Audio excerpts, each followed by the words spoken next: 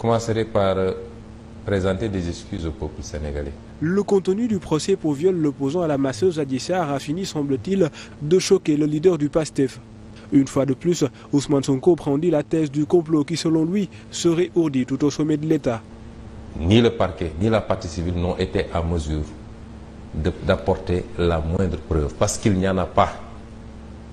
Il n'y a ne serait-ce que l'existence d'une relation intime avec cette jeune fille, a fortiori un rapport non consenti. Et je l'ai dit depuis le début. Ainsi, Ousmane Sonko a proféré des menaces à l'endroit des acteurs de ce prétendu complot. En premier lieu, son accusatrice, Adji Sarr. Cette pauvre demoiselle, qui n'est pas si innocente que cela, puisqu'elle aurait pu se rétracter depuis longtemps, mais elle continue, de plus belle.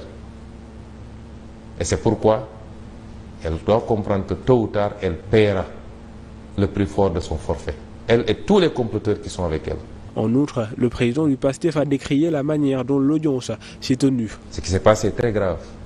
On n'a jamais vu autant de violations des droits de la défense dans un procès.